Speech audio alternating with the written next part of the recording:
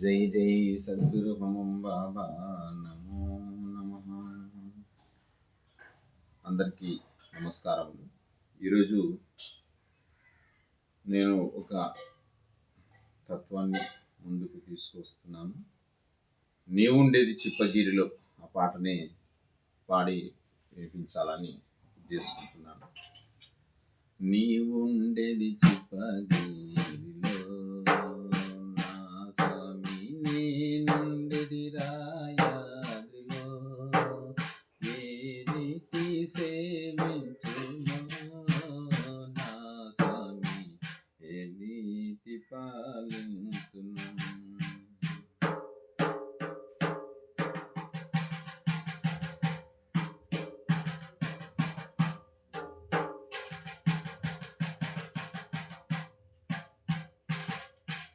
నీ కన్నా నాకు కలరెవరు నీకు, నీవున్నా చాలు ఏదింకా చీకు. చక్కని స్వామి మాకు తోడా, చక్కని స్వామి మాకు తోడా, నాపైన దయ చూపవా నా స్వామి, నా పైన దయ చూపవా. నీవుండేది చిప్పగిరిలో నా స్వామి, నేనుండేది రాయాద్రిలో, ఏ రీతి సేవింతునో నా స్వామి, ఏ రీతి పాలింతును. తన మన ధనము అర్పించేదాను, నిరాతము నిన్నే ధ్యానించేదాను. గతి లేని వాడై అగణమైన స్వామి, కనికరముతో భవబాధ తొలగించవా నా స్వామి, భవబాధ తొలగింపవా. నీవుండేది చిప్పగిరిలో నా స్వామి, నేనుండేది రాయాదిలో, ఏ రీతి సేవించునో స్వామి, ఏ రీతి పాలించును.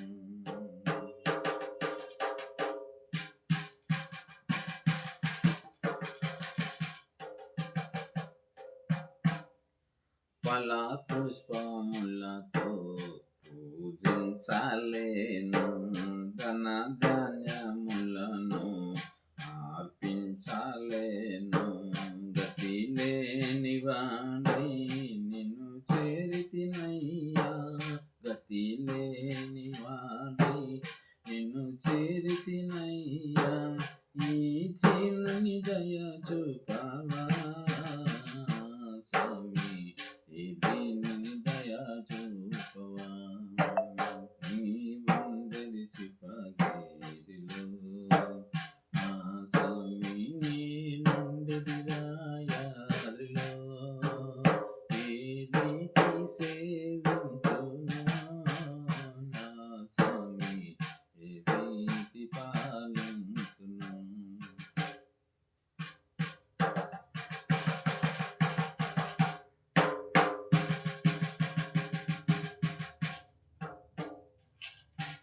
భక్తుల పాలించు బంధుదేవా, మోకినీయ సగతి మహానుభావా. భక్తితో నిన్ను సేవింతునయ్యా, స్థిర పరమును చూపవా నా స్వామి, స్థిర పరమును చూపవా. నీవుండే చిప్పగిరిలో నా స్వామి, నేనుండేది రాయాదిలో, ఏ రీతి సేవింతునో నా స్వామి, ఏ రీతి పాలింతును. జై జై సద్గురు హమం బాబా నమో నమః. బొమ్మం బాబా శిష్య భక్తులకు ఒక చిన్న మనవి. ఈ పాటని, ఈ తత్వాన్ని ఆ, రాయదుర్గం వంశీక్ అబ్దుల్ స్వాముల వారు తన గురుదేవులైనటువంటి చిప్పగిరిలో ఉండే బొమ్మం స్వామిని గురించి రాశాడు స్వామివారు.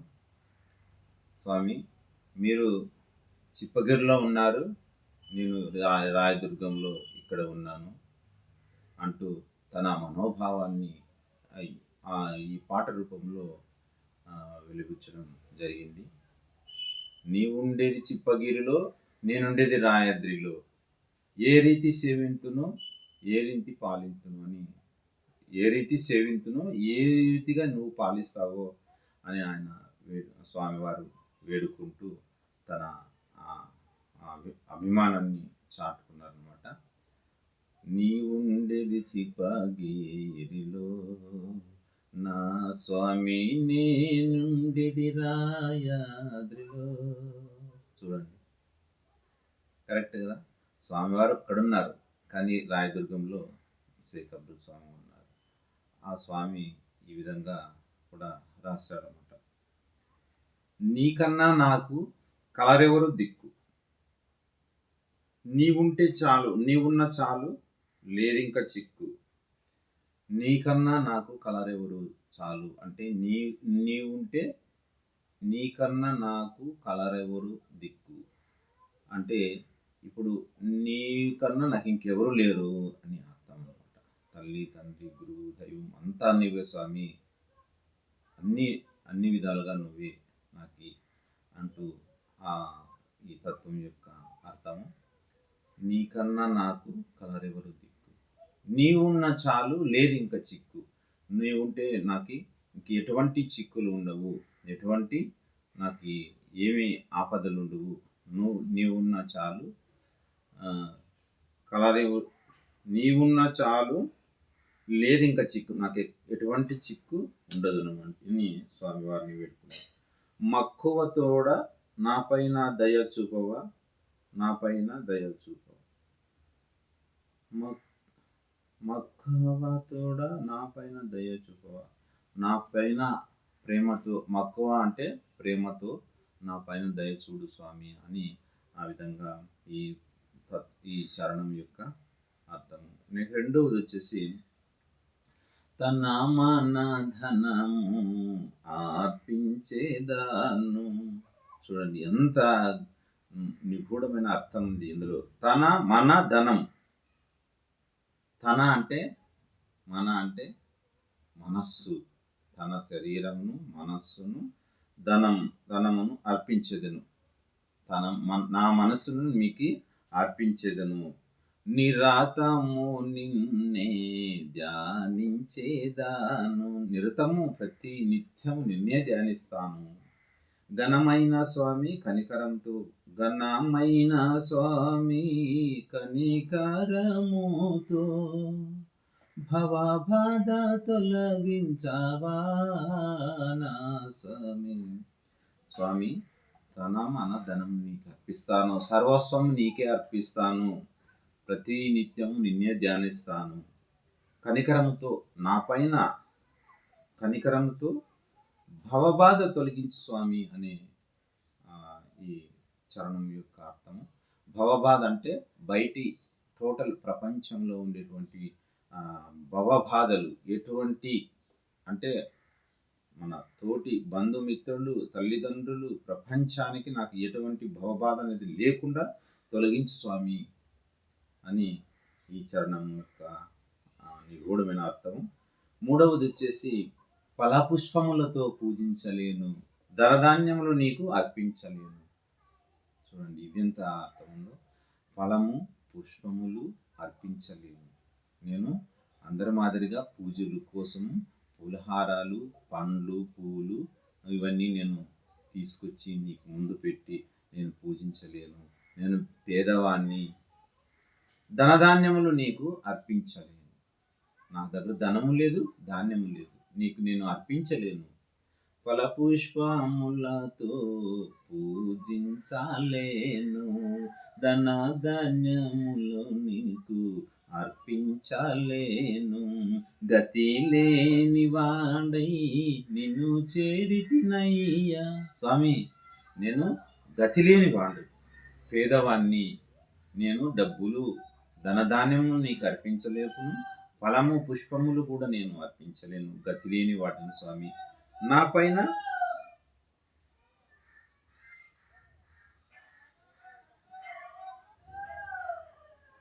ఫలపుష్పములతో పూజించలేను, ధనధాన్యములు అర్పించలేను. గతి లేని వాడనై నేను చేరినాను స్వామి. ఈ దీనుని దయచూడు స్వామి, ఈ పేదవాన్ని దయచూడవు స్వామి అంటూ ఈ నిగూఢమైన ఈ 3వ చరణంలో అర్థము. 4వది, భక్తుల పాలించు బొంబొంబు దేవ, ముక్తిని వసగేటి మహానుభావ. చిప్పగిరి స్వామిని ఏ విధంగా వేడుకుంటున్నాడు స్వామివారు అంటే, భక్తుల అందరినీ పాలించే స్వామి, ముక్తిని వసగే మహానుభావ. అందరినీ పాలించే మా బొమ్మం బాబా, ముక్తిని వసగే మహానుభావ, భక్తితో నిన్ను సేవింతునయ్యా. స్థిరపరమును చూపవా స్వామి, స్థిరపరమును చూపవా అంటూ ఈ తత్వాన్ని స్వామివారు మన కోసం, మన ప్రపంచం కోసం ఈ విధంగా తత్వం రాశారు. ఈ తత్వంలోని అర్థాన్ని మనం గ్రహించినట్లయితే కనుక ఇంత నిగూఢమైన అర్థం ఉంది. భక్తునికి, శిష్యునికి ఎటువంటి స్వామివారి దగ్గర ఇది సత్సంబాలు ఎలా ఉండాలి, పేదవాన్నైనా కూడా స్వామివారి దగ్గర మనం శిష్యరకం చేసుకోవచ్చు. ధనుకులే శిష్యరకంతో కాదు, ధనము ధాన్యము ఎటువంటి అవసరం లేదు. అన్వర్ బాబా స్వామి వారు చెప్పారు, ధనధాన్యములు త్యజించు, కుల మత భేదాలు వదిలివేయి, ఈ సత్యమును పలుకు, ధర్మాన్ని పాటించు అని స్వామివారు కూడా మనకి తెలియజేశారు. ఇటువంటి ఈ సన్మార్గంలో మనమందరూ నడుస్తున్నందుకు ఆ దేవదేవుని కృప వలన మనం ఇలాంటి స్వామివారి శిష్యరికం, స్వామివారి సన్మార్గంలో నడిపించడానికి మనము కూడా ప్రతి ఒక్కరూ స్వామివారి ఆశీస్సుల కోసం ప్రతి ఒక్కరూ సన్మార్గంలో నడిచి ఆ బొమ్మమ్మ స్వాముల వారి ఆశీస్సులు పొందాలని మరి కోరుచున్నాం. జై హింద్, జై జై సద్గురు.